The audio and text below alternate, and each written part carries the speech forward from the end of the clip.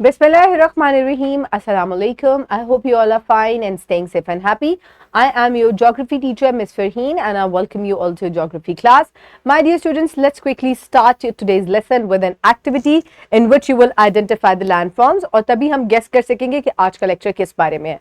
So quickly look at the screen and identify the landforms. Ji, first one क्या है? Peaks है, ठीक है? This is known as a mountain. Very good.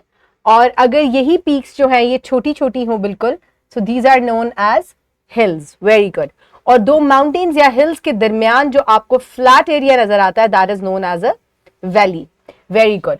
और अगर area जो है वो बिल्कुल जो है वो on the sea level हो, तो that is known as a plain. So my dear students, valleys के बारे में तो आप जानते हैं कि जो एरिया माउंटेन्स दो पहाड़ों के दरमियान में होता है, it is rather flat, less elevated होता है माउंटेन्स की निस्बत. So this is known as a V shaped और यू शेप वैली हम उसको कहते हैं. ठीक है, तो अगर इन्हीं के बारे में आज हमने डिफरेंशिएशन जो है हमारे लेक्चर का हिस्सा है. So today's objective is knowledge 2.7, differentiate between V-shaped valleys and U-shaped valleys, and we are also going to differentiate between their formation कि ये किस तरीके से बनते हैं. Quickly pause the video and open page number 32 in your Geo 6 books. I hope everybody has opened the page, so now let's just quickly move forward towards the introduction of today's lesson. Valleys जो है ये क्या है? ये low areas होते हैं between hills और mountains. Plato's के दरमियान में भी हो सकते हैं.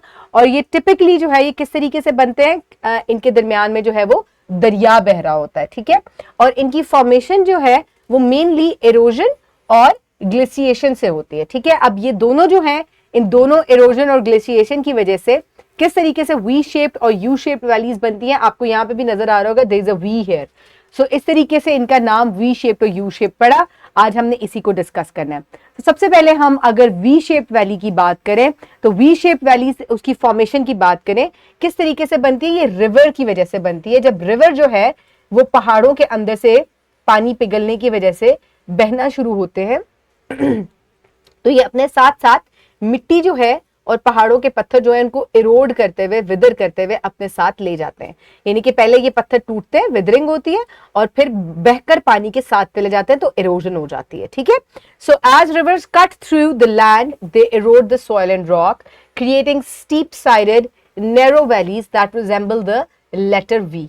अब आहिस्ता आहिस्ता क्या होता है कि ये दरिया जो है बहता चला जाता है, इरोजन जो है वो होती चली जाती है, और इस तरीके से एक वी जो है वो बन जाता है दो माउंटेन्स के दरमियान में. यानी कि ये दो हिस्सों में तकसीम हो गया और यहाँ पर एक वी बन गया और ये वैली है. So this is known as a V shaped valley. अब यू शेप्ड वैली किस तरीके से बनती है कि U shaped valleys are form by the glacial erosion. ठीक है, शुरू में क्या होता है कि पहाड़ों के दरमियान से जो ये वी बना था दरिया के गुजरने की वजह से, क्या होता है कि वहां पर स्नोज या आइस जो है वो बहकर, ग्लेशियर्स जो है वो बहकर आ जाते हैं या मूव करते हुए वहां पर they move down in between these valleys. और उससे क्या होता है कि ये अपने साथ मैसिव विदरिंग और एरोजन करते हैं, यानी कि टूट फूट होती है लैंड की, और उसके साथ साथ ये अपने साथ एरोड करते हुए बहाकर ले जाते हैं बहुत सारे पत्थरों को और मिट्टी को, जिसकी वजह से जब ये बर्फ पिघलती है तो आपको यू शेप्ड वैलीज जो है वो मिलती हैं. अब डिफरेंसेस, मेन डिफरेंसेस क्या है वी शेप्ड और यू शेप्ड वैलीज के दरमियान में?